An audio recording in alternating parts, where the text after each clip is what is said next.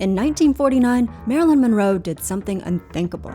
She posed nude for a pinup calendar. Okay, well, it wasn't that outrageous, but that was only because she hadn't become famous yet. At the time, she was just a starving artist who was trying to pay her rent, and she had no idea that just 3 years later, she would blow up in clout as a major Hollywood actress. That's when some dude squinted up at that racy calendar taped on his garage wall and said, "Hold up, that chick looks familiar." It wouldn't take long before the news got a hold of that calendar, and the story became a scandal of epic proportions, shoving Marilyn's name into the headlines and shocking the executives at Fox Studios where she worked. Or at least, that's what they said. But when you dig a little deeper, there are plenty of reasons to question whether Marilyn's bosses were really that surprised, and to ask, was Marilyn's sob story about needing rent money as desperate and innocent as she made it seem? Or was this calendar scandal just a calculated move by the movie studios to launch their next big star as the biggest sex symbol the world had ever known? Y'all know we are digging into all the details, the documents, and the inside interviews to find out what really went down, and let me tell you, you are going to be shook by the decades of dirty lies that Hollywood's been telling, and by the clear-cut formula for fame that it uses to promote its most shameless celebrities. It is going to be a crazy lesson on history repeating itself, so get your mugs out, cause we about to guzzle, y'all.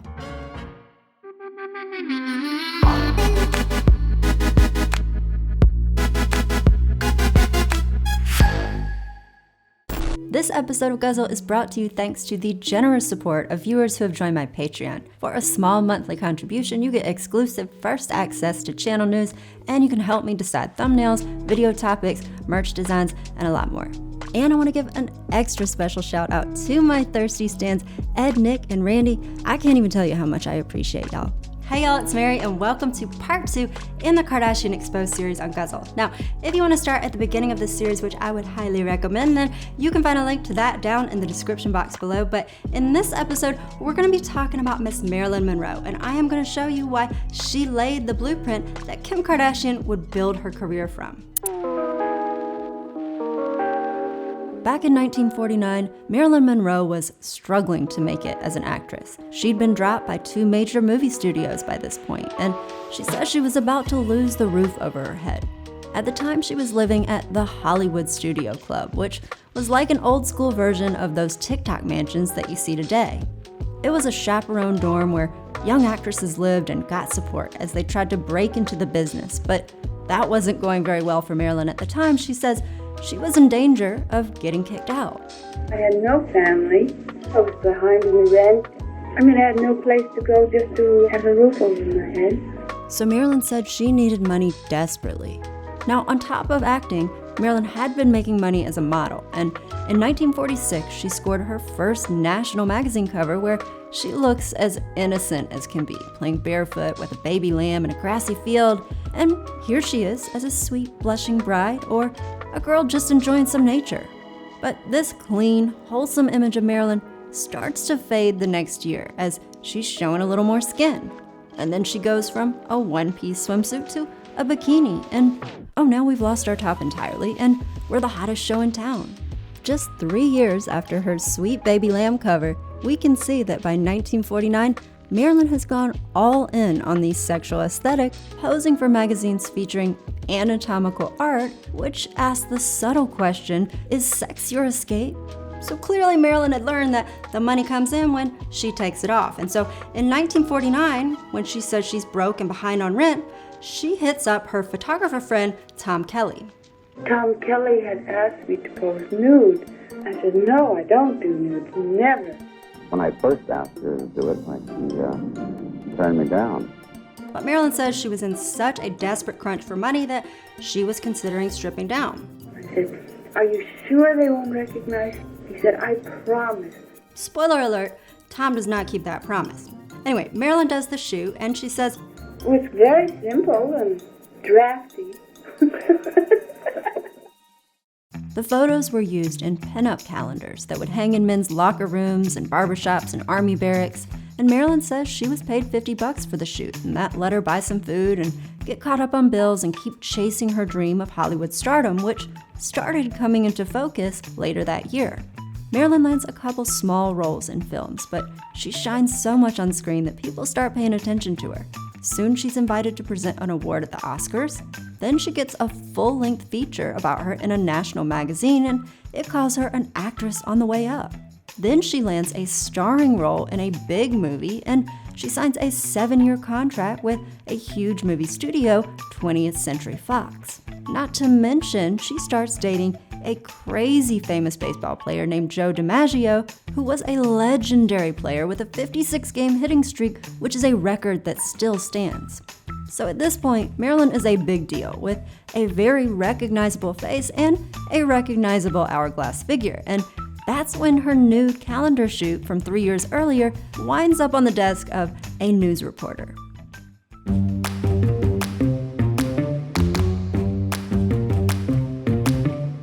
Marilyn says she's on the set of her new movie when she gets an unexpected call. It's the publicity department at Fox Studios where she's working, and she says they are freaking out, asking her, "Did you pose for a calendar?" And I said, "Yes. Anything wrong?" "Oh, don't say you did. Say you didn't." I said, "But I did." No other actress in the history of Hollywood had ever appeared nude in a mass publication, and so the studio execs at Fox might have been really worried that the public would turn on Marilyn and they'd lose their investment in their new star.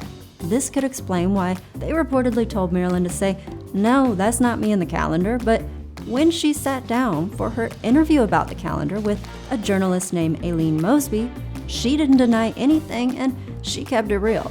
Nude calendar beauty at last identified. Marilyn Monroe admits she posed for it. "Oh, the calendar's hanging in garages all over town," said Marilyn. "Why deny it? Besides, I'm not ashamed. I've done nothing wrong." Many people loved how straight up and unapologetic Marilyn was about her sexuality, especially when she threw in these funny responses to reporters' questions. Asked just the other day if she had anything on for the calendar photograph, Marilyn quipped, "Sure, I had the radio on."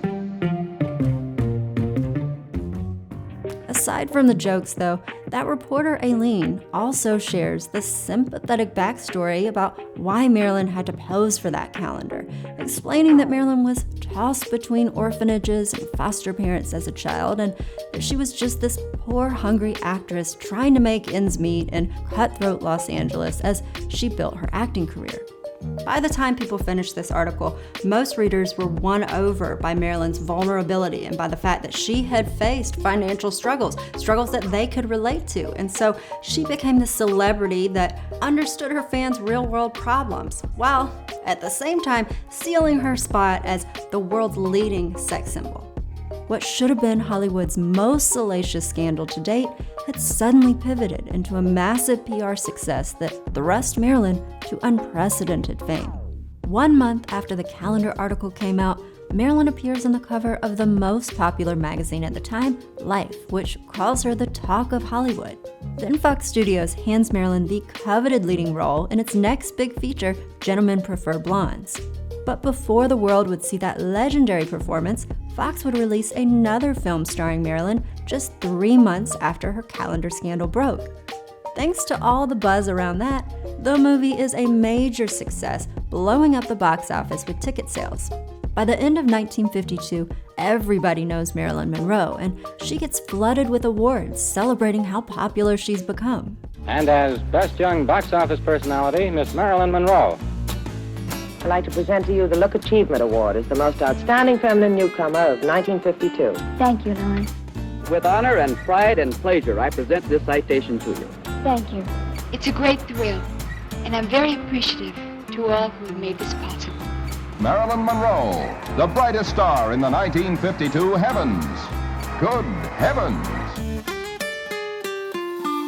All of these trophies and titles that Marilyn was winning only led to more press about what a rising star she was, along with articles about how to become a celebrity. With all of this media coverage, she caught the eye of a man named Hugh Hefner.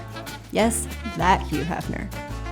Marilyn had become so popular that company that had printed that calendar with the nude pic in it, they decided they ought to print a few more copies of that, and they also happened to be located in Chicago, which was where Hef was living at the time.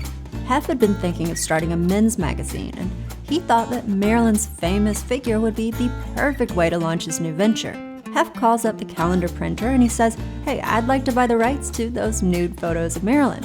And you bought that picture for $500. And it became a business that's worth, what are you worth now?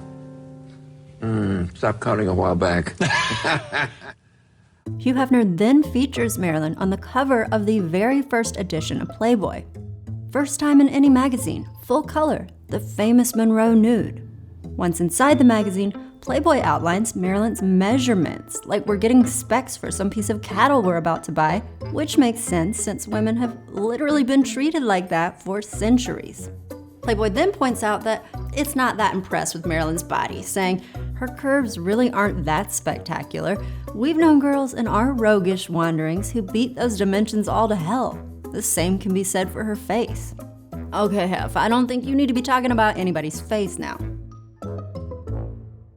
But Hef was a savvy businessman because his decision to put Marilyn on that first cover skyrocketed the sales of his new magazine from the jump, and Hugh Hefner credits Marilyn Monroe with kickstarting his entire Playboy empire. Without Marilyn, I wouldn't be here.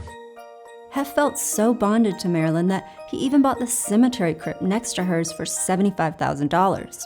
The body of Hugh Hefner leaves the fabled Playboy mansion for the last time after he passed away peacefully at age 91. And when that happened in 2017, Hef was laid to rest next to his favorite leading lady. Before we move on, I would really appreciate it if you gave this video a thumbs up and a comment down below. These investigative videos take a minute to research and put together, and that's something that the YouTube algorithm does not always reward, and so any engagement is super appreciated. Another way you can support this channel is by snatching up some Guzzle merch. All of this swag is designed by me personally, and buying it will also score you some karma points because you will be helping spread knowledge and awareness about shady moneymakers. Not to mention that you can use the code Marilyn to get 15% off in the next 48 hours, and you can shop at marybetsy.com/Guzzle merch if you're interested. Alright y'all, let's get back to the video. And now here comes a young lady who has created a real sensation in the picture business, Miss Marilyn Monroe. Come on out here, Marilyn. In retrospect, it's obvious that Marilyn's nude photos helped her way more than they hurt her. The pinup calendar with her famous photos sold an estimated 9 million copies in the 1950s, making Marilyn the best-selling calendar girl in history. And many think that calendar photo gave her the start to her fabulous career as a film star. In fact, this nude pic was so shockingly successful that some suspected that it was intentionally leaked to the press as a strategic marketing move, and there are plenty of good reasons to think this. Let's start with Marilyn's sob story about needing to pay her rent at the Hollywood Studio Club. Marilyn has said that she couldn't stand it there and that it reminded her of the orphanage she grew up in, but this doesn't look like any orphanage that I've seen. Plus, it's been reported that Marilyn was not even living at the Hollywood Studio Club in May of 1949 when she supposedly took those nude photos. Instead, some biographers say she was living at the Beverly Carlton Hotel in a one-bedroom suite with a kitchenette. But Marilyn insists that this wasn't the case. I was at the Hollywood Studio Club, although they say that I wasn't. I was. I know. But there's another version of this story because, according to 3 authors who knew Marilyn, she actually needed that money for a car payment. In one ghost-written autobiography, Marilyn's quoted as saying, "I received a letter saying that if I didn't make the $50 monthly payment, the company would have to repossess the car. The 3rd month, the man knocked on my door, showed me a document, and repossessed it." One author mentions a Pontiac convertible, which was a pretty impressive ride for a broke, starving actress, but that car is problematic because Marilyn didn't buy her Pontiac until 1950, and we're told the famous nude calendar shoot happened the year before that in 1949. But let's look at the supposed model release form that Marilyn signed for the photographer Tom Kelly's studio. You can see that it's signed Mona Monroe, not Marilyn Monroe, which some say was her way of trying to hide her identity, but if that were true, then why didn't she just use a totally different name? You can also see here that the date listed is 1949, so that must be when the shoot happened, unless the photographer Tom Kelly was somehow in on a cover-up. Well, it is worth noting that Tom Kelly worked for the big movie studios on retainer, taking promotional photos of their stars, and as we all know, these photos of Marilyn definitely ended up being promotional. Now, there was another person in the room that night during that new calendar shoot, and that was the wife and the studio partner of the photographer Tom Kelly, who was a woman named Natalie, and she told her version of the story to a magazine in 1953. She said that after the calendar came out, Marilyn came by the photo studio to see how the pic of her had turned out, and Natalie says, when I showed it to her, she wasn't shocked or anything, just looked at it and studied it carefully. Very good, she said. A very good pose. She was proud of it. Natalie says that the next day, Marilyn called from the set of the movie where she was filming, and she asked if she could have 25 copies of the calendar, and so Natalie says that she and Tom got them for her from the printer. She says, all I know is that as soon as Marilyn received those 25 copies, she blithely passed them out to some friends on the set, including a few photographers and newsmen. Dumb? I should say not. That girl knew her stuff. After that, all hell broke loose. Some of the friends showed the calendar around, the papers picked up the story, and Marilyn became the most talked about girl in Hollywood. For every star, publicity is the staff of life. As a star, you must stay in the public eye. You must master the fine art of being noticed, and you must learn the rules of the game. Even though Marilyn was typecast as the dumb blonde, she was very far from it because she understood how to play the press like a dang fiddle. Marilyn knew that the journalists who reported on Hollywood, the movie critics and the celebrity gossip writers, those were the first gatekeepers you needed to woo to make it as a film star. If she could get them to write something good about her in their columns, it could catch the attention of the powerful Hollywood execs. That's why Marilyn made sure to get to know the press on a first-name basis, and it was clear that she did a good job. In 1948, the Los Angeles Press Club, which was the hot spot for journalists to get together, well, they named Marilyn Miss Press Club that year, and this was an annual award that had never been given before. Now, one of the most powerful reporters in Hollywood was a small guy with a big personality named Sidney Skulski. He wrote a column called From a Stool at Schwab's, and Schwab's was a pharmacy in Hollywood that he famously worked from because back in the day, drugstores had cafes where people could hang out. But there may have been another reason that Sidney set up an office there because back then the government didn't regulate pharmacies like they do today, and he allegedly had access to all sorts of pills that are controlled nowadays. Whatever the case, Sidney was famous for serving up movie reviews that were on point and spilling lots of hot celebrity tea, so his writing was published in newspapers across the country. So this was a dude that you wanted to win over, whether you were a big studio exec or you were an actor trying to climb your way up. Because of that, lots of folks would drop into Schwab's pharmacy hoping to run into Sidney, and Marilyn starts going there and eventually meets him, but they don't just hang out there because Sidney did not own a car, so he was always needing a ride from someone, and Marilyn was happy to chauffeur him around. Many times, Marilyn would bring him as her date to show business events, and the two of them end up becoming very close friends. While they're spending all this time together, Marilyn is also asking for Sidney's advice on the movie industry and how to best deal with reporters, and Sidney says he was really impressed with how smart and driven she was. He wrote, "She was not the ordinary blonde actress starlet that you could find at any major studio." She was thought of as a joke by many people. And I think this hurt her very deeply because she was very serious. But Marilyn's reporter friend Sidney saw how serious she was. He said, it was clear that Marilyn was prepared to work hard to improve herself. She wanted to be an actress and a movie star, and I knew nothing would stop her. Sidney recognized how ambitious and tenacious Marilyn was, and so he decides he's going to help her career blow up. And so he drops her name in his popular column a few times throughout the years, and he also helps her land better movie roles, because remember, the studios want to keep Sidney as an ally in the press.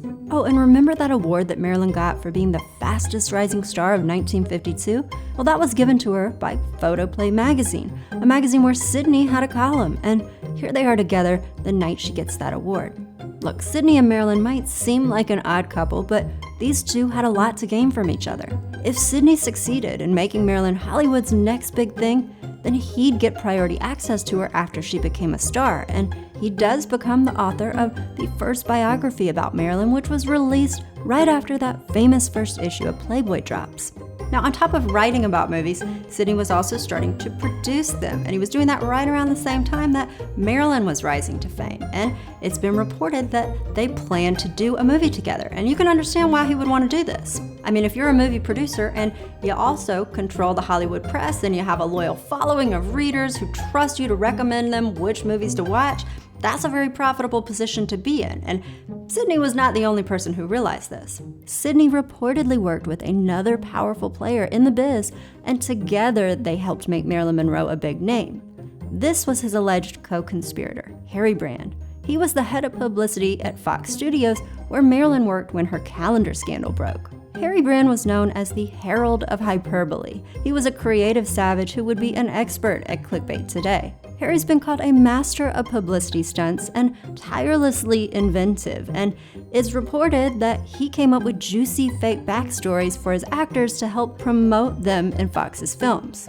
For example, he had Fox Studios take out an insurance policy for $1 million on the legs of one of its actresses, which of course got crazy press coverage back in the day.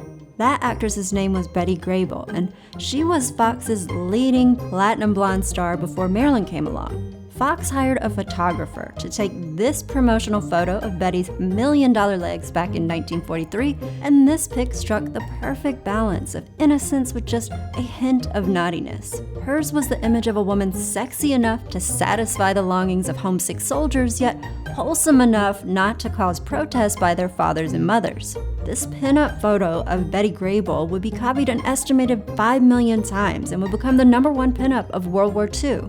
I mean, it would be owned by 1 out of every 5 US servicemen during the war. This photo catapulted Betty Grable to sex symbol status, and of course, that made her very profitable for Fox Studios.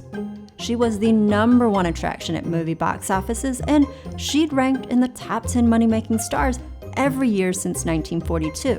But by 1949, Betty had slipped to 7th place on that list, and Fox was starting to worry that Betty's time had passed. Now, remember that 1949 is also the same year that Marilyn Monroe's famous nude calendar shoot allegedly took place. Then, 3 years later, in 1952, the calendar suddenly pops up in the press, and that coincidentally is the same year that Betty Grable is renegotiating her contract with Fox, and she wants more money, but they ain't ready to give it to her with her stats falling, and so she goes on strike, and Fox is like, oh, okay, well, you know that top role that we gave to you in the film Gentlemen Prefer Blondes? Yeah, we're gonna yank that away and give it to our up-and-coming starlet, Marilyn Monroe. Marilyn Monroe and Jane Russell are welcomed by George Bowser, manager of the Fox West Coast Theaters, as they arrive to make their imprints in the famous concrete of Grauman's Chinese Theater in Hollywood. Filmdom's first blonde and first brunette, Marilyn and Jane won their chance to join Filmdom's immortals by their work in Gentlemen Prefer Blondes, the Technicolor adaptation of the sensationally humorous musical comedy stage hit. Now, Betty Grable was not the only sexy star at Fox Studios before Marilyn came along, because there was another actress that laid a lot of the groundwork too. This is Jane Russell. If Betty Grable was known for her legs, well, Jane was known for her other assets. There are 2 good reasons why men go to see her. Those are enough. Jane's breakout film was called The Outlaw, and it was supposed to be about a criminal cowboy, but it was pretty obvious that the film was really about Jane Russell's cleavage. If the director Howard Hughes could think of a reason for Jane's character to bend or heave in any given moment, he took it. And if he couldn't, he usually just did it anyway. Y'all, there is even a scene where Jane's tied up, gagged, and begging to be released. So, needless to say, this was really pushing the limits of what was morally acceptable at the time, so much so that censors at the Motion Picture Association would not approve the film because of its sexually explicit content. So, just to recap, the Outlaw movie was literally outlawed, which seems like a conveniently catchy controversy to me.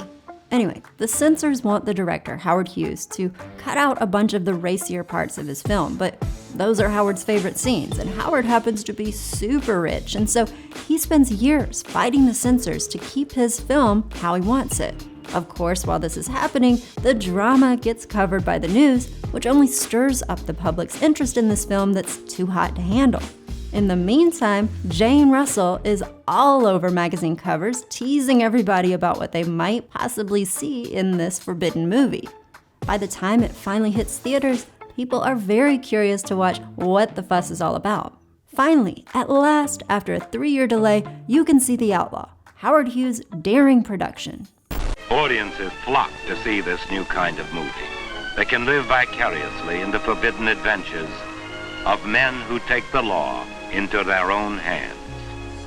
Unsurprisingly, this film did very well at the box office, and it makes you wonder, did Fox Studios just replicate this successful formula with its new star Marilyn Monroe? I mean, her nude calendar shoot definitely pushed the limits of what society's ethics were on sex at the time. Also, remember how that actress Jane Russell appeared all over the press in the years that led up to The Outlaw's release in theaters? Well, Marilyn certainly made her rounds in the news the year before her first big movie dropped in 1952.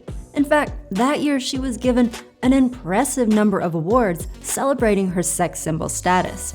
Marilyn was named the Christmas gift every GI wants to find in their chimney, the girl most able to defrost Alaska by the GIs that were based in the Aleutian Islands, the girl they'd like to inspect by the 7th Division of the Medical Corps, and Miss Cheesecake by the U.S. Army magazine Stars and Stripes. And a cheesecake photo was a slang way to say a pinup photo of a nude or scantily clad woman. So all these awards definitely set the stage for the calendar scandal that would drop the following year. Atlantic City, New Jersey welcomed Miss Cheesecake of 1951, Marilyn Monroe, with a full parade, complete with majorettes, banners, and a marching band. Eager fans surrounded Miss Monroe's car, hoping to be one of the lucky ones to receive an autograph. All in all, it was a day in which Miss Monroe truly won the hearts of these grateful New Jerseyans. Now, right after Marilyn's salacious scandal news breaks, she attends a party with her good friend Sydney Skolsky, the reporter that worked at Schwab's Pharmacy. Now, I think Marilyn looks beautiful here, but a gossip columnist named Edith Gwynn had some different words. She wrote, Marilyn Monroe would have looked far, far better in a potato sack than in what she wore to this party. Well, the head of publicity stunts over at Fox Studios, Mr. Harry Brand, set up a photo shoot after this column came out with Marilyn dressed in a tiny burlap potato sack, and these photos were published in over 400 newspapers across the United States. Such popularity must be observed. So this stunt with the potato sack was obviously the perfect marketing move, right? But was it a little too perfect given the timing and the fact that it came out right after her nude calendar scandal broke? Well, let's go back to that reporter who wrote that article saying that Marilyn would have looked better in a potato sack, because this reporter, Edith Gwynn, has some very interesting connections to Marilyn Monroe. See, Edith Gwynn had been married to this guy, Billy Wilkerson, and together these two created a publication you may have heard of called The Hollywood Reporter. Back in the day, The Hollywood Reporter was a groundbreaking newspaper for people in the film industry because it spilled secrets about actors and studios that had never reached the public before. And what better way to get the hottest tea about celebrities and execs over at the movie studios than to throw fancy parties for them with music and lots of booze? Which is exactly what Edith and Billy Wilkerson did, but they didn't just have house parties. Back in the 1930s and 40s, Billy Wilkerson owned the hottest nightclubs in Los Angeles, spots where celebrities would flock to and where big-name musicians would perform. Here's a black-tie supper club he owned called the Trocadero that was called the place where stars shine their very brightest, with a picture of Charlie Chaplin. Here's an ad for the Trocadero talking about how a 32-piece band will be playing with the legend Nat King Cole on stage. This is Hollywood and Vine, crossroads of the most fantastic town in the world. In Hollywood, stars make movies, and movies make stars. When they become successful, they dine in places like this, where they can rub elbows with other stars. Here's another club he owned called Ciro's, where stars like Lucille Ball and Desi Arnaz hung out. And here's Billy chilling with Frank Sinatra. I mean, Billy Wilkerson's clubs made Sunset Boulevard the iconic strip in Los Angeles that it is today. But despite the massive popularity of his businesses, Billy still had some serious money troubles. According to his son, Billy Wilkerson was a compulsive gambler who was often on the verge of bankruptcy, but thankfully, he had some very wealthy close friends. One of those friends was Howard Hughes. He was that rich director who wanted maximum boobage in that movie, The Outlaw. Billy was also friends with the founders of 20th Century Fox. That was the studio where Marilyn Monroe was signed with, and he was especially close with one of those founders named Joe Skank.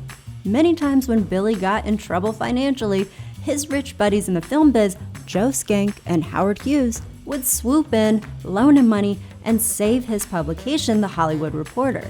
Joe and Howard were also frequent patrons of Billy's swanky nightclubs, where I'm betting he made sure that they were well taken care of. And Billy would also pay back his friends by helping them out with their own business venture, a luxury SoCal resort called Arrowhead Springs, where celebrities and the rich would retreat when they needed a break. So obviously Billy Wilkerson, Howard Hughes, and especially the co-founder of Fox Studios, Joe Skank, had a super tight bromance going on. So then it might be a good time to mention that Joe Skank was reportedly sleeping with Marilyn Monroe. It's widely rumored that they were having an affair for a while, though she said their relationship was platonic. Here's Marilyn with Joe Skank at Ciro's nightclub, one of the joints that his buddy Billy owned, a club that was a 2-minute drive from Schwab's Pharmacy on Sunset Boulevard. Now, you may have noticed that Joe is a little bit older than Marilyn. There was a 50-year age difference between them, and it's been reported that Joe was totally obsessed with Marilyn and wanted to use his connections in Hollywood to help make her a big-name star. According to IMDb, Joe and Marilyn met back in 1948, and that was the year before she supposedly posed nude for those calendar pics that made her famous.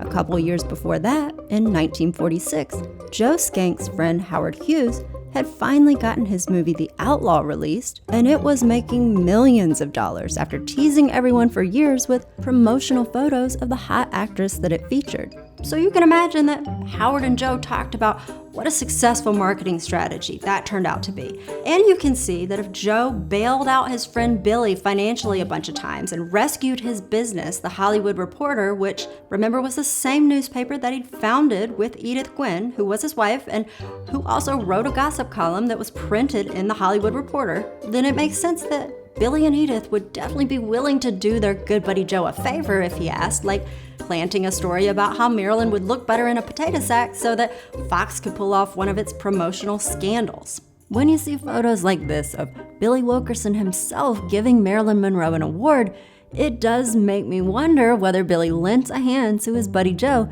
to help Joe's mistress rise to fame.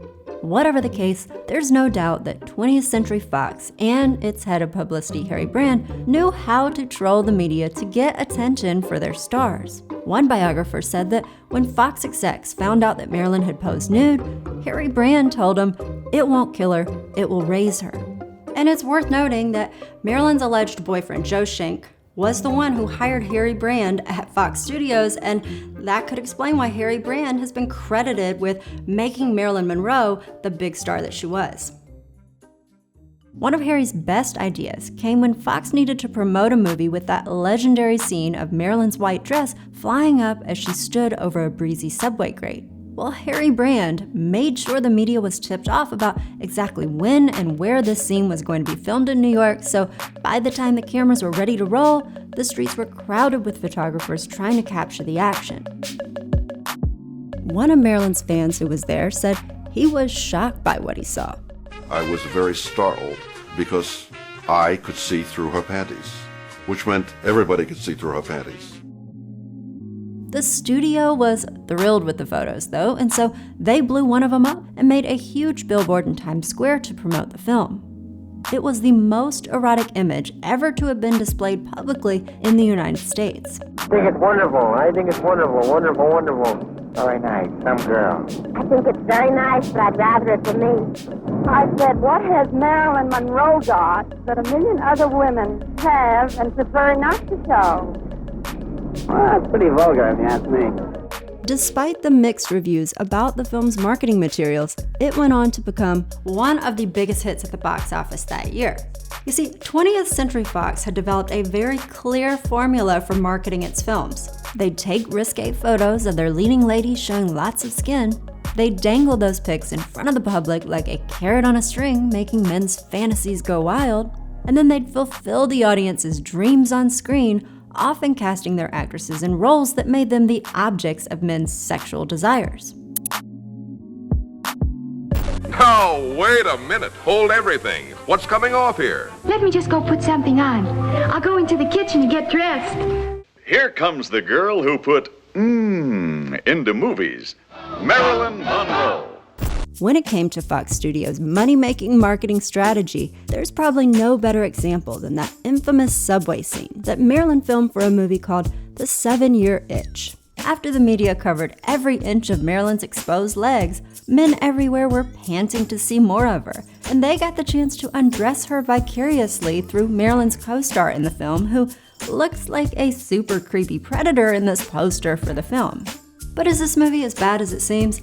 Yes, yes it is. Let's start with the fact that Marilyn's character is the girl. That's it. She doesn't even have a name because clearly it doesn't matter. The trailer starts off with that subway shot, of course, cut to a very obvious innuendo, and oh no, y'all be careful, that champagne might explode everywhere.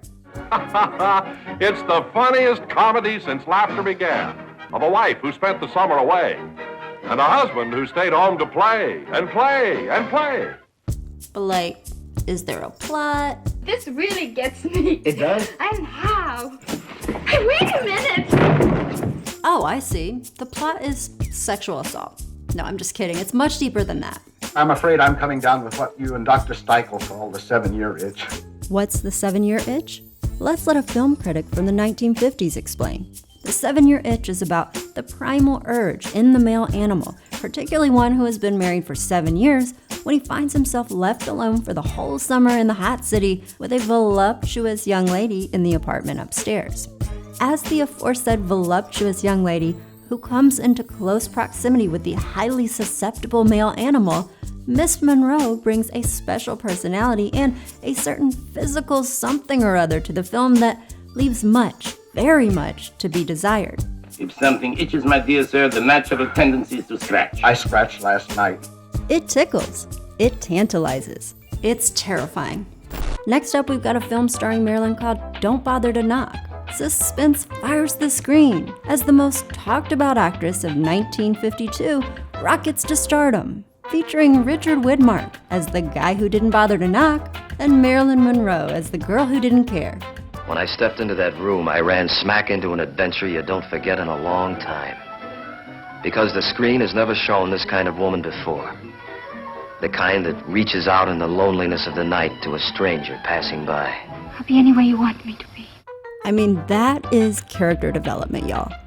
Anyway, next up, let's look at the movie Clash by Night, which Fox Studios released right after Marilyn's calendar scandal hit the news. The poster for Clash by Night features Marilyn in a red bra while a man restrains her by the neck, which is a situation I'm worried about. But y'all, let's hold off our judgments until we watch the trailer, so here's how it starts. You're no good. You're rotten. Okay, where is this going? The woman I marry, she don't take me on a wait-and-see basis. No, I don't want to understand. Oh wait, what is even happening here? Dude, get off of her. Who's attractive? Who's exciting? Earl! Who? Joe, you're strangling me! Who's exciting? Who's attractive?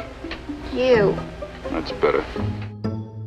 Clash by Night, directed by Fritz Lang, showcasing every fury an outraged husband can know and every shame an erring wife can feel. Because when something goes wrong, men always have the right to be angry about it, and women are always to blame. Next up, we've got River of No Return, which, if history is our guide, feels like it probably has a double meaning. Fox Studios sticks to its theme of sexual assault for this movie, where Marilyn plays a corseted dance hall singer who performs for a crowd of drinking men on a stage with a pole. Oh, and let's not forget this always romantic scene where a man forces himself on Marilyn in the hay, which, as you know, is one of Hollywood's favorite storybook setups.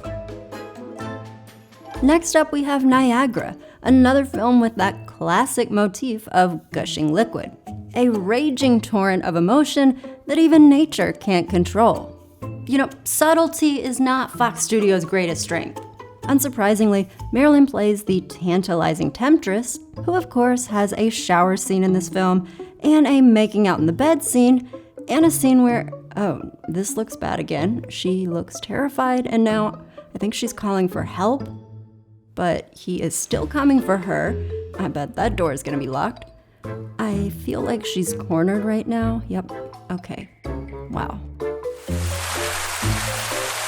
Marilyn also stars in the film Let's Make Love, where she sings, My heart belongs to Daddy. Next up, we've got the movie Some Like It Hot, and you gotta give it to Fox Studios for staying on brand, because this film features Marilyn Monroe and her bosom companions. And lastly, let's not forget Love Nest with, you guessed it, another shower scene. Across the projects that Marilyn Monroe and her female colleagues starred in, there is a clear pattern of men violently taking what they want from women, which at the time was classic entertainment.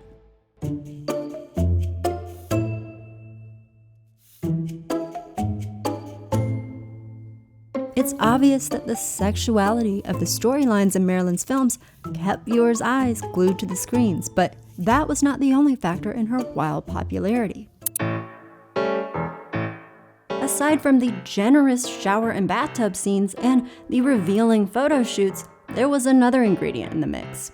The fact that Marilyn kept her name in the headlines with real-life drama thanks to her puppet master behind the scenes, Harry Brand. Let's start with Marilyn's love life, for example. Marilyn, who is the most glamorous star in Hollywood, starts dating the most famous baseball superstar at the time, a guy named Joe DiMaggio, which seems like a conveniently marketable pairing, seeing as Joe's fans were mostly guys who would inevitably drool over Marilyn's curves. The perfect mix, the greatest woman in the world and the greatest guy in the world. It almost seems too perfect, especially when you consider that it was common practice back in the day for big movie studios to set up their stars on sham dates with other big-name celebs and then tip the press off about where the date night was going down so that a few photos could make it in tomorrow's newspaper and the studios would end up with an easy and cheap way to get publicity for their upcoming films. And wouldn't you know it, Joe and Marilyn start dating right around the time that her nude calendar makes headlines in the news, all of which generated a ton of buzz for Fox's next movie drop. But however Joe and Marilyn's romance got started, it did seem to blossom into a genuine loving relationship, and when this power couple tied the knot in 1954, you can bet that Harry Brand at Fox Studios arranged for hundreds of press to be at the courthouse so that the wedding news would make headlines around the world.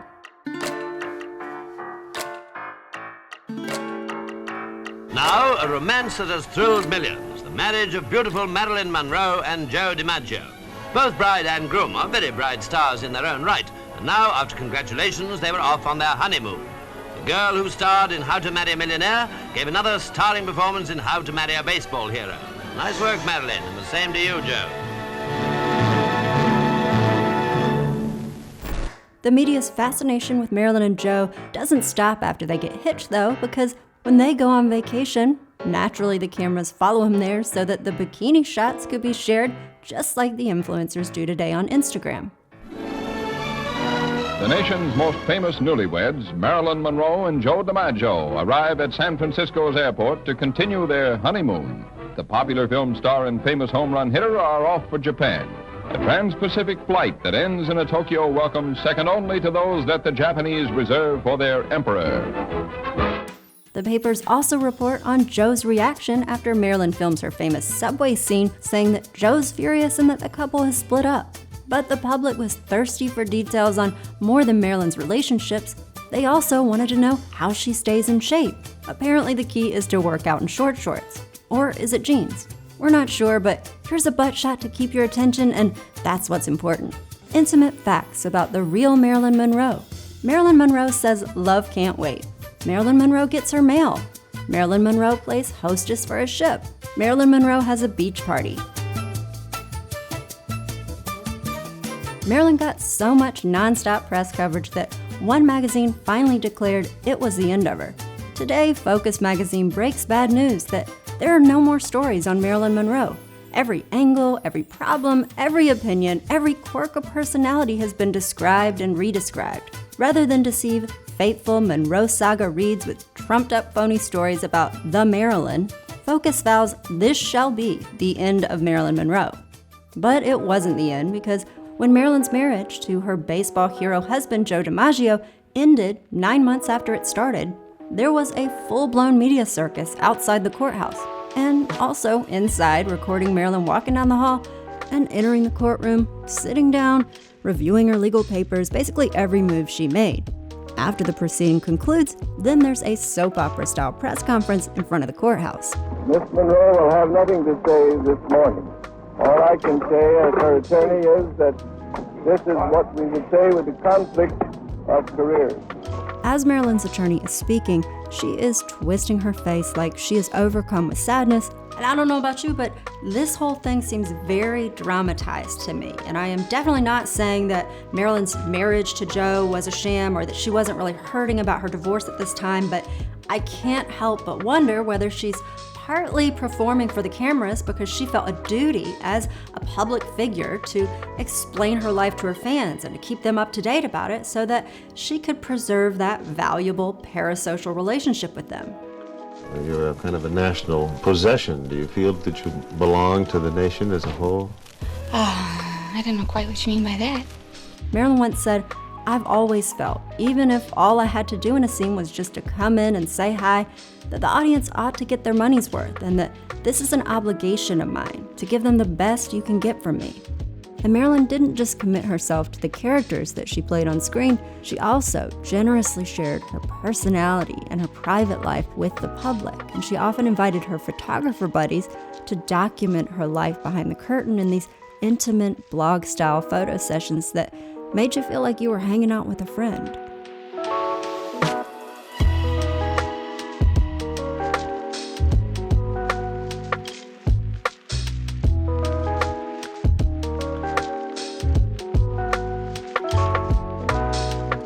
Marilyn understood that if she gave people access to the behind the scenes of her life, or at least if she made them feel like they were getting access, then they would feel a connection to her. They would feel like they knew her, especially if she gave them access to the most scandalous events in her life, like a nude calendar or a divorce in the 1950s. Those were milestones that inevitably would have some people applauding Marilyn, other people condemning her, but either way, they would make headlines and people would be talking about Marilyn, and for Fox Studios, that meant more attention on their money-making bombshell. And all of this laid the foundation for social media where influencers write posts that are just so hashtag relatable, and for reality TV shows that made people famous for, well, just being themselves. Now, I do have to point out, though, that Miss Marilyn Monroe did not always show her 100% authentic self to her fans. The glamorous Marilyn Monroe that you often see in movies and magazines was not a totally real person. Instead, she was a persona that was carefully crafted to win over audiences and to bring in maximum ticket sales. In fact, manufacturing identities was a common practice that Hollywood studios did for their actors back in the day. For example, Marilyn Monroe was actually born Norma Jean Mortensen, which doesn't have the best ring to it, and so she changed it to her famous stage name. She also was not born with that platinum blonde hair. She had to dye it every 3 weeks because she was a natural brunette. There was also a lot of effort behind the scenes to get all those gorgeous shots that seemed so natural because Marilyn obsessed over getting the right shot, and she would pose as long as it took, and she would review all the negatives to see how she could improve. I mean, if she were around today, she would be an Instagram filter pro, okay? But since that wasn't available back then, she had the help of pin-up illustrators like Earl Moran, who was reportedly one of her favorite artists to work with because she loved the way he made her look. But Marilyn's photos were not the only thing getting touched up, because some people claim that her backstory also had some dramatic exaggerations. Born June 1st, 1926, in the charity ward of the Los Angeles County Hospital, Norma Jean was taken 12 days later to a home in outlying Hawthorne. 13 foster brothers and sisters came and went. Later, Marilyn said, One morning, I referred to the woman as Mama, and she said, "I'm not your mother. Don't call me mother anymore." I used to sit up in the window and cry. We all were ashamed to have been from the orphan home. Marilyn said, "When I was 5, I think that's when I started wanting to be an actress. I didn't like the world around me because it was kind of grim, but I loved to play house. It was like you could make your own boundaries, you could make your own situations, and you could pretend. How much of the story about her bleak childhood is actually true, I really can't say. When I first met her, she was supposed to have lived in 3 foster homes. As time went on, it became 5, 8, 10, because she knew it was a good selling point. Another one of Marilyn's journalist friends also said that he sometimes thought she was lying. When I say lying, I mean she isn't telling the truth. I don't think so much that she is trying to deceive me as that she is a fantasizer.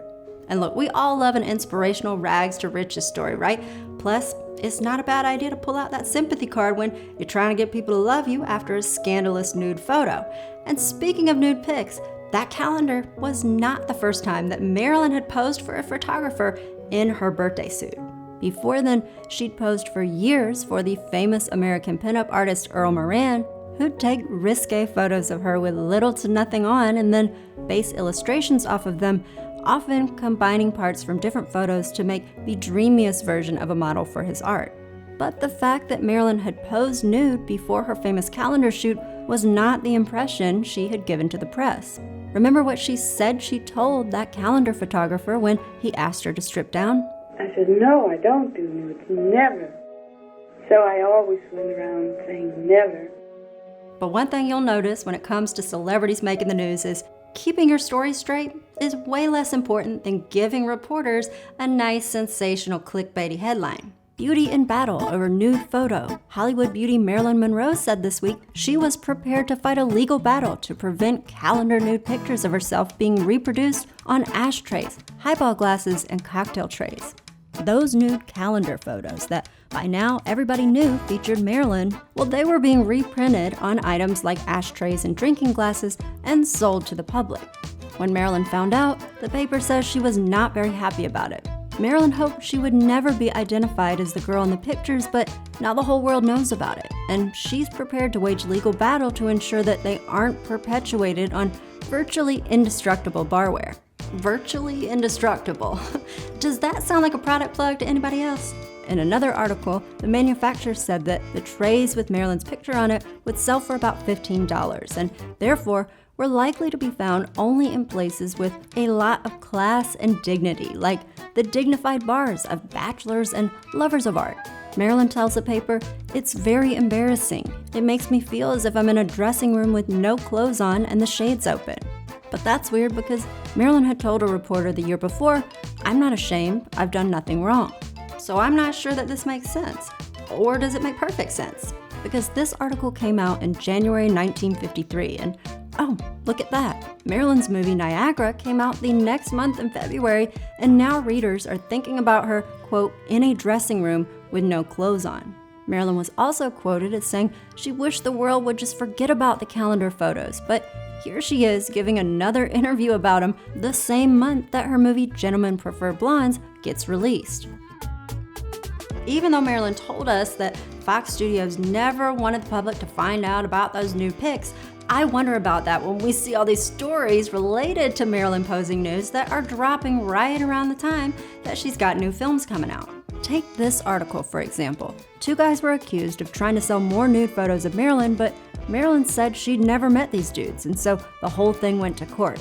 Of course, there were more details involved, but they're not that important because what matters is that readers are now thinking about Marilyn naked again. Plus, they're feasting their eyes on a ridiculous number of glamour shots taken in the courtroom by so many photographers up on that witness stand. Like, I don't know how they're having a legit hearing with all this going on, but I do wonder whether this whole thing was staged, especially when, once again, it gave reporters a reason to talk about Marilyn in the nude during the same month that her new film Don't Bother to Knock was released in theaters. When you consider that the head of publicity at Fox, Harry Brand, was married to a very well-known political fundraiser who is pictured here partying with Marilyn, and you consider that Harry's brother was a Superior Court judge in Los Angeles, it makes you scratch your head. Plus, it's been reported that Harry was known to use his political connections to make sure that his actors got the right kind of press. Not to mention, Harry Brand definitely knew the marketing power of a good scandal. He was quoted as saying, "With Shirley Temple, we had 20 rumors a year that she was kidnapped. With Betty Grable, we had 20 rumors a year that she was raped." With Monroe, we have 20 rumors a year that she has been raped and kidnapped. It sounds extreme, it sounds insane, really, but Harry Brand knew what he was doing because he made Marilyn Monroe massively popular. Marilyn Monroe invades frozen Korea, and the GIs come a-running, vowing unconditional surrender. The screen star has come for a 4-day, 10-show tour of the front. Marilyn proves that there's nothing drab about GI's slacks and shirt, depending on how you look at it, as she heads for her first performance. 13,000 Marines whoop it up as a now glamorous Marilyn steps front and center. The highlight of my life was singing for the Souls there. I stood out on an open stage and it was cold, but I swear I didn't feel a thing except good.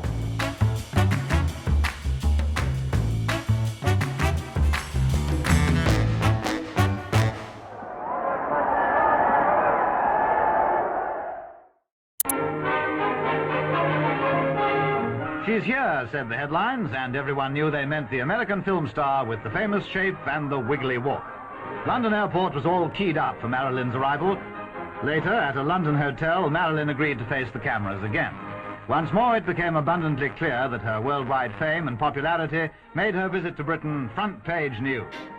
Marilyn had become an international phenomenon, attracting a mob of adoring fans wherever she went. But y'all, what is the point of all that clout if you don't monetize it by pushing makeup and weight loss products on your loyal following? As Marilyn Monroe's celebrity status blew up, she became a powerful advertising tool, even though she sometimes marketed questionable merch to the masses. Famous doctor of movie stars tells how to lose ugly fat safely. No harmful drugs, diet, or exercise.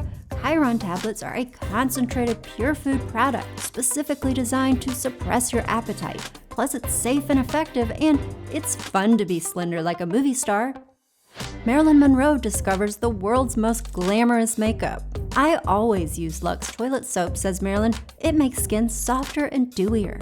Luster Cream is the favorite beauty shampoo of 4 out of 5 top Hollywood stars, and you'll love it in its new lotion form, too. I had garlic dressing at dinner, but he'll never know because I stay kissing sweet, the new Dazzle Dent way. Here's a commercial for gasoline that Marilyn did that somehow manages to be highly sexual. This is the first car I ever owned. I call her Cynthia. Put Royal Triton in Cynthia's little tummy. Right, lady. Cynthia will just love that Royal Triton. Is anybody else creeped out? Like, that was weird, right? Anyway, the point I'm making here is that when you have a fan base, you can sell things to them. They know you, they trust you, they follow you. And that is exactly what Fox Studios wanted to happen when it came to Marilyn Monroe. They wanted to know that every time they put Marilyn's name up above a theater, people were going to reliably show up at the box office to see her on screen. They wanted a consistent audience, but that also meant keeping Marilyn's brand consistent. She'd been hired as their sexy blonde bombshell, the woman that men wanted to cheat on their wives with, and she understood that that was the job they hired her for. You're so strong and I'm so weak. And when you look at me with those big blue eyes, I realize that all I really want is you. Marilyn once said, "In Hollywood, a girl's virtue is much less important than her hairdo. You're judged by how you look, not what you are. Hollywood's a place where they'll pay you $1,000 for a kiss and 50 cents for your soul." I know because I turned down the first offer often enough and held out for the 50 cents. You know, you have a reputation as probably the most beautiful blonde in the world, but a kind of a dumb girl because you're a beautiful blonde.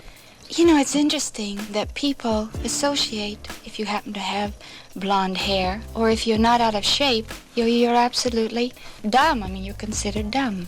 I don't know why that is. I think it's a very limited view. Marilyn craved roles with more depth and complexity, and she was fed up with always being cast as a stereotypical dumb blonde. But Fox Studios worried that if she veered too far from her niche, audiences would abandon her. But Marilyn said, "I don't think people will turn against me, at least not by themselves.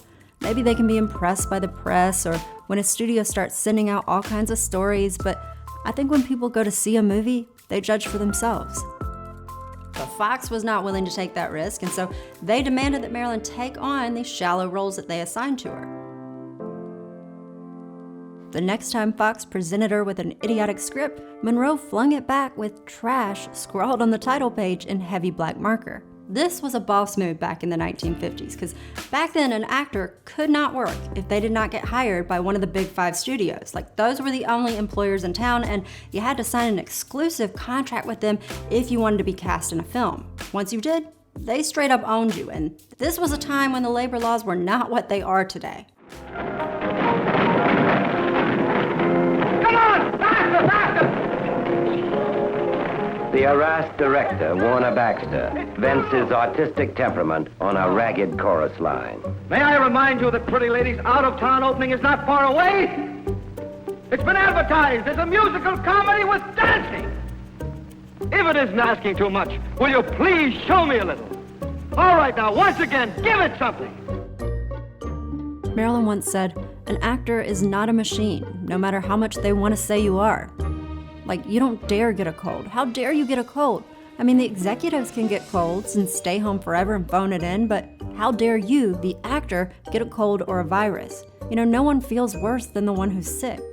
Back then, the studios told you when to show up, when you were gonna leave, what roles you were gonna play, what your name was going to be, how you were gonna dress, and if you disobeyed any of their orders, then they might blacklist you and you would never work in Hollywood again. But Marilyn didn't care, because she had just starred in the highest grossing film that Fox had done ever. It had made more than $50 million in today's dollars, and then Frank Sinatra was also making 3 times what she was, even though she brought in more ticket sales, so Marilyn just stopped showing up for work. Marilyn Monroe was suspended by the 20th Century Fox studio again last night when she refused to star in the film Pink Tights. Her attorney, Mr. Lloyd Wright, told reporters she has read the script and does not care to do the picture. So obviously Fox was not happy about this, and so they sued Marilyn and they told her, you know, you're never gonna find work as an actress again, and we could find a dozen just like you, but the fact was, they couldn't. Marilyn's fandom had grown way too loyal.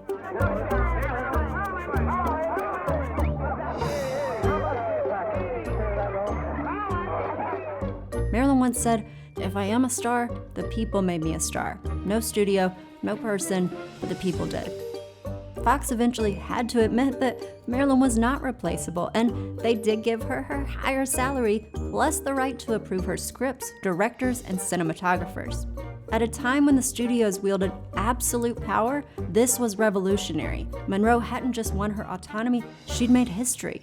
Marilyn even started her own film company called Marilyn Monroe Productions, and y'all, only one other woman had ever done that, and it was over 35 years ago. So Marilyn definitely showed everybody that she was more than just a dumb blonde, and she showed Fox that she really didn't need them when she scored a deal with another giant studio.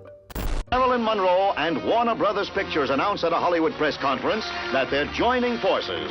The world's most famous blonde will produce her film, The Sleeping Prince, for Warner Brothers. Executive producer Jack L. Warner gives Marilyn the key to the studio. So I knew virtually nothing about Marilyn when I started this video, but let me tell you about it, and I was honestly shook by what a connection I felt with her and how inspired I felt by her. Marilyn was a woman who lit up the stage with her charisma and skill as an artist. She was a savvy, independent hustler who paid her own bills and who knew her own worth. And she was totally wise to the power structures that ran Hollywood, becoming both a master and a victim of them. Marilyn said, "Fame has a special burden, which I might as well state here and now. Sometimes I'm invited places to kind of brighten up a dinner table like a musician who'll play the piano after dinner, and I know you're not really invited for yourself. You're just an ornament. It's nice to be included in people's fantasies, but you also like to be accepted for your own sake. I don't look at myself as a commodity, but I'm sure a lot of people have, including, well, one corporation in particular, which shall be nameless. That's the trouble. A sex symbol becomes a thing. I just hate to be a thing. The truth is, I've never fooled anyone. I've let men sometimes fool themselves. Men sometimes didn't bother to find out who and what I was. Instead, they would invent a character for me. I wouldn't argue with them. They were obviously loving somebody I wasn't." Steve, it's so nice of you to come here. You know, they say that beauty is a thing of, that a thing of beauty is a joy forever. I want to tell you, someday you're going to make a man a wonderful annuity. Now, come on over here a little closer. Plenty of people assumed that Marilyn was just as ditzy and one-dimensional as some of the characters she was typecast to play on screen, and when they did, she just served them up the stereotype that they were hoping to find. She wasn't playing dumb, she was playing the system and playing these shallow expectations of the men who underestimated her. And by the time they threw a temper tantrum about how disposable she was, Marilyn had already secured her throne as the people's chosen favorite, and she secured the bag of coins that she deserved. Millions of people watched Marilyn come up from humble beginnings to this global goddess, but some people did more than watch. They studied. They memorized her money moves so that they could reproduce them themselves. Because Marilyn had tapped into the formula for fame better than anybody before her had. And here's how it went. Step number 1, create a scandal involving sexually explicit material, but wrap it in a sympathetic story where you're the victim so that the public will still love you. Step number 2, date celebrities who will help grow your fan base, and then tell all your buddies in the press whenever y'all go out so that everybody knows about it and people feel like they've got an all-access pass to your life behind the curtain. Step number 3, constantly remind fans how hot you are with lots of pics showing skin, flaunting your assets in front of them, making them hungry for more. Step number 4, fulfill your fans' fantasies on screen and charge them for the show, preferably at a box office you own so that you can rake in maximum profits. And step number 5, promote your new production by bringing up your salacious scandal again, even if it means inventing a soap opera storyline that is sure to make headlines. This formula for fame made Marilyn Monroe an untouchable cash queen in the 1950s, but 40 years later, she had a new platinum blonde prodigy ready to take her recipe for stardom to an X-rated level. Enter Pamela Anderson. Back in the 1990s, when the internet was just a fetus, Pam Anderson was a Playboy cover girl and a Baywatch babe at the top of her game, when suddenly a very intimate private tape of her and her husband Tommy Lee was reportedly stolen from her home by a construction worker. From there, the video made its way into the slimy hands of men in the adult film business before finally landing on the desk of the shadiest character that I have covered on Guzzle yet, a tiny tech nerd known as the Bill Gates of porn, who, of course, blasted Pam's private tape on this new information superhighway and turned it into a best-selling video generating millions of dollars in profits. Now, Pam says she never saw a dime of that money, and many people believe she was a victim whose right to privacy was tossed aside by the horny, misogynistic masses. And that's definitely the story that Hulu tells in its new series, Pam and Tommy. But look, I have dug up all the details to figure out exactly what happened here, and y'all, it is a hot but fascinating mess, including some bombshells that nobody else has covered yet. So we're gonna get into all of it in the next episode of the Kardashians Exposed series. So if you wanna see this, then make sure you're subscribed to Guzzle so you can slurp up all the tea that I'll be spilling here, or you might check the description box for links because the next episode might already be out. But for now, I want to look at a few comments from the last episode on Ray J and Brandy, which is also linked down below if you want to watch from the beginning of the series. Can you imagine those moms sitting at the dinner table planning to drop a home movie like that of their own children? I just hope they didn't. Girl, I am with you on that one. Hey, this was cool, but you should have included the recent purchase by Kanye of the remaining tape and how Kim was crying about it. Oh, don't worry, Bear Gummy, we gonna get into that in a later episode. Never watched anything about the Kardashians ever, but enjoyed this video very much, and I think I'll stick with ignorance about the Kardashians. I don't blame you, Richard, and y'all, if you're into jazz music, then check out Richard's YouTube channel. Mary, girl, you don't miss. Oh, thank you so much. I really appreciate that, and I love seeing your face up in my comments again. A video on Anna Delvey would be so cool. I know there's a lot of info out there, but you do it best. Oh, thank you, and thank you for the video topic idea. I have heard that's a crazy story, and y'all, I am always interested in hearing what kind of topics y'all want me to cover, because when I don't have one in mind, I get anxiety, so please keep those coming. OMG, the T-Mug merch. I do wonder, do you ship to the UK? Harriet, I appreciate your interest. Unfortunately, I don't have international shipping set up right now, but y'all, if you're interested in this, this and let me know, because I'm hoping to do it in the future.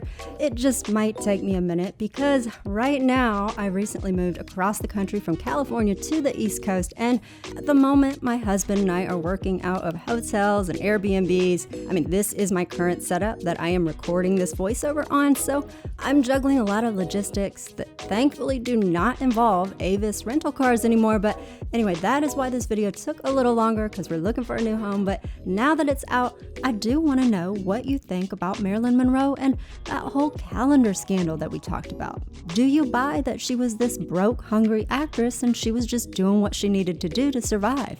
Or do you think there was some strategy going on from the jump? And if so, by whom? By Marilyn, by her reporter friend Sydney, and or by the masterminds at Fox Studios? Let me know what you think in a comment down below.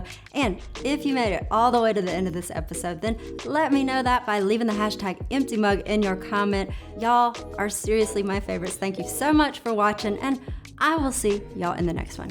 Bye.